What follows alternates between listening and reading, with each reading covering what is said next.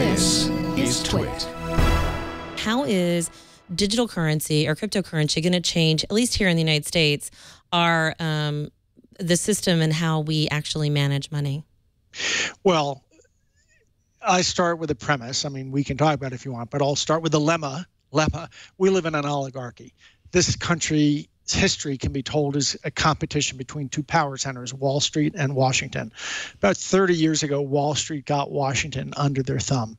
I've been in the belly of the beast. I have fought the fight. You may know I was a one-man Occupy Wall Street from about 2004. Actually, not one man. There were about a dozen folks on the internet that we all met each other, and we were trying. Long before Occupy Wall Street came along, we figured out there was a lot of criminality going on Wall Street, where it was going on and such.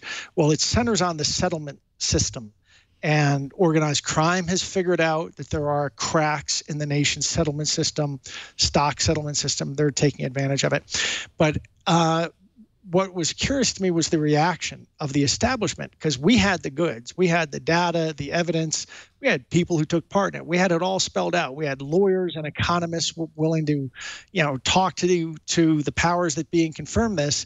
And the fact that it was so hard, 05, 06, we knew there was a crash coming. That's actually when I ended up going out and sinking a fair chunk of cash into gold, because I knew that there was a crash coming. And that actually became the kitty with which I have funded my assault on Wall Street.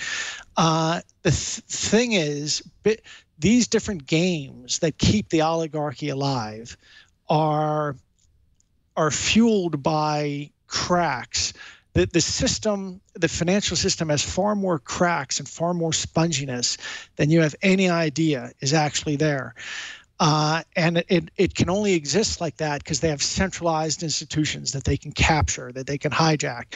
Now, this used to sound crazy, and New York Post used to run pictures of me with UFOs coming out of my head when I would talk about we're living in an oligarchy and our regulators that you think are protecting you are not. They're under the thumb of Wall Street, and they're doing all these.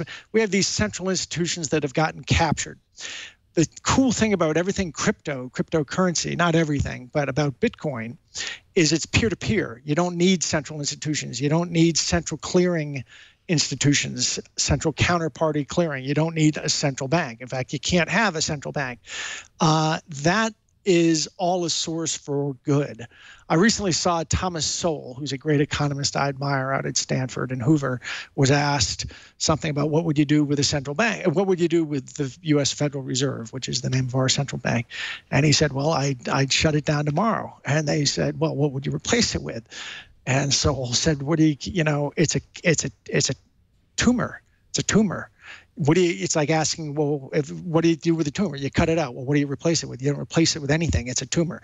Well, the Federal Reserve is a tumor on the economic life of America. Milton Friedman was asked in 1992, that was the Minneapolis branch of the Minneapolis Federal Reserve, the Minneapolis branch.